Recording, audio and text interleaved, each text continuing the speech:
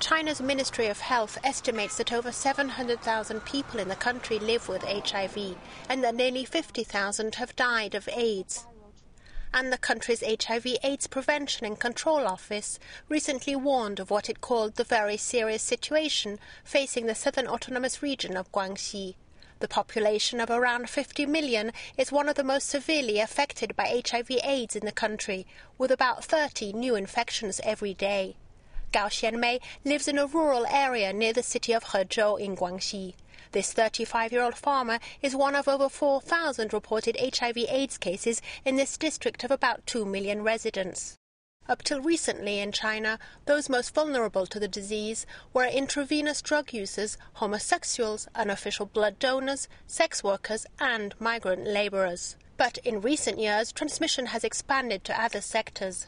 Gao Xianmei does not fit neatly into any of the high-risk categories. I went to a doctor for the same test immediately after my husband told me his result. I can't remember exactly what was on my mind when I knew I was also HIV positive. I felt huge pressure. In Hezhou, it is now low-income groups that are most affected by the disease. Farmers, migrant workers and the unemployed make up about 80% of the rising number of HIV/AIDS infections. We will have more work to do in the future as the number of infected cases is mounting here. Sufferers and AIDS activists also face an uphill struggle in battling deep-rooted prejudice against those with the disease. A recent UN AIDS report showed that 15% of those with HIV/AIDS in China had been refused employment. The HIV-positive people and AIDS patients face great pressure. They have a sense of stigma and feel inferior. What they are facing is a discrimination environment in the society. Thus, they are afraid of appearing in front of the public. They don't have a chance to vent out their agony, only to hide their pain deeply in their heart. Discrimination comes from both the family and the community.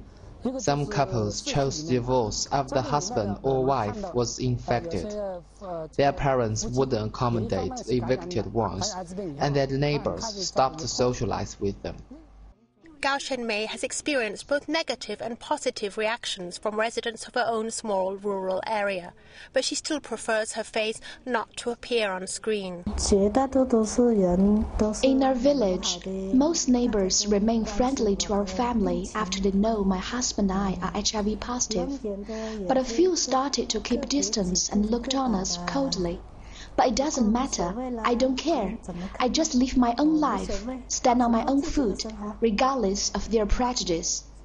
Here in Beijing, the Ministry of Health says most reported cases in the capital originate from other provinces. It blames lack of awareness about the disease among rural migrants for pushing this group into the high-risk category. The ministry also says it's working to reduce discrimination at the local level. Back in Guangxi, Gao Xianmei has joined an organization called Red Lotus Group. This is sponsored by UNICEF and the Hezhou Center for Disease Control. It offers psychological and financial support for affected families. For Gao Xianmei, this has meant a loan of 3,000 yuan, about $400, which he has used for her farm. But perhaps more important is the non-judgmental recognition of her plight and the boost to her self-esteem, which has made the future a little brighter. As for the future, I'm very confident. If I work hard, my life will be better. Neva Wyman, BON.